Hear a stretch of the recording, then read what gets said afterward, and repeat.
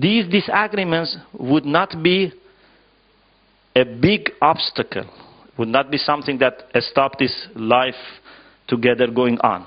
They can find solution. And this is something that in Islam is advised, that whenever two people, a couple, have conflict, so if they cannot solve it, should ask someone from the side of the man and someone from the side of woman to sit together and peacefully find a solution and tell them that this is what you should do.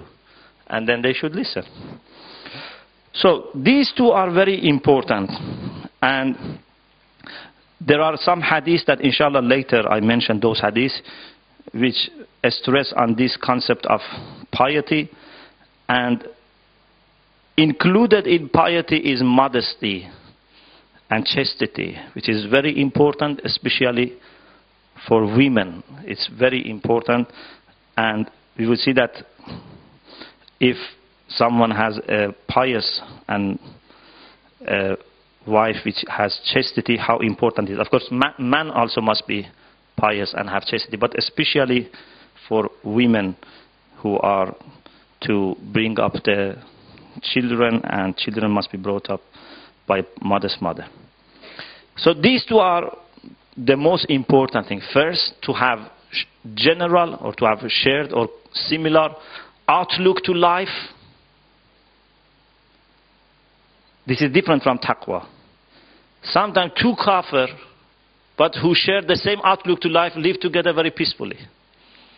Although they are kafir, but they are very similar in their outlook, so they have no problem. Sometimes two moments cannot live together. Why? Because they don't have outlook, or they don't have that kind of high level piety that makes them committed to accept the pleasure of Allah and the will of Allah as the governing principle in their life. So these are two important things.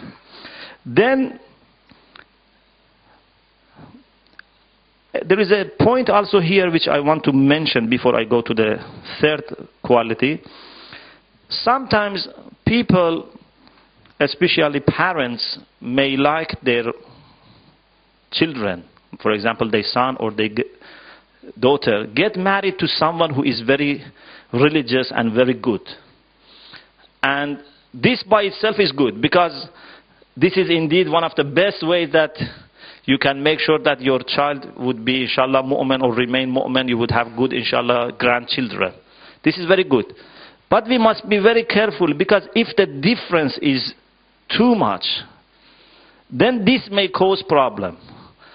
So someone who is very, very pious and religious and very committed, if gets married to someone who is not religious at all, so the risk of having marriage, collapse is maybe great.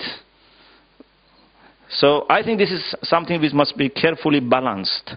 So although it is very good to go for someone who is more religious than your own child, but if your child doesn't appreciate that, then later this will cause problem by itself, because they would not share the same kind of, attitude to life.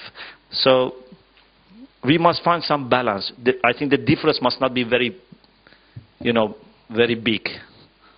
Although I again encourage people to look for someone who is more pious and more religious, but this must be a choice made by the person himself. He or she appreciates this is good. But if he, for example, is looking for someone who has no hijab or doesn't observe anything, wants to be very liberal, and when we impose, then later maybe there will be some problem. The third thing which is, I think, important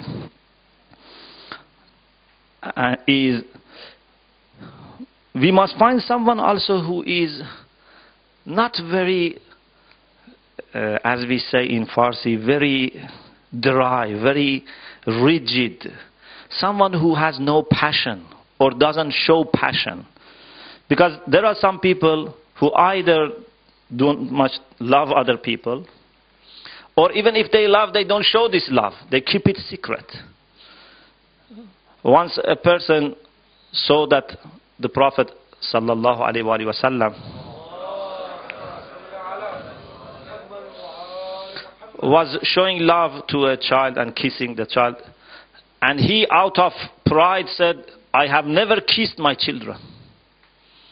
He thought this is sign of strength, and the Prophet said, man la yarham la yurham. The one who doesn't show mercy will not be treated mercifully with Allah. So this is not good that you never kiss the child. This is not good that you never tell your wife or husband you don't love. It's very important to love and to express. We have in hadith that when a husband tells his wife that I love you, she will never forget this. So it's important to find a person that has such a love and passion. Not to be very emotional, but still have some emotion. So with people who have reasonable amount of emotion, you can, especially men, women normally have these emotions, but some men who don't have any emotion and passion, it's very difficult to live with them. And this is something that must be taken into account. If you remember, we had this ayah of the Quran in the first session, ayah number 21 of Surah Rum. أعوذ بالله من الشيطان الرجيم من آياته أن خلق لكم من أنفسكم أزواجا لتسكنوا إليها وجعل بينكم مودة ورحمة.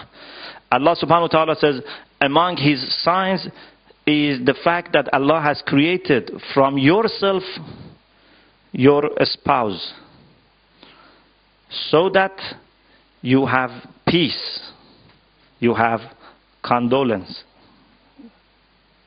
And Allah has created between you love and mercy. So you see, there are three concepts which are mentioned here. One is sukun, which means peace and condolence and to be relaxed, to be at rest. Mawaddah, love, and rahmah, mercy.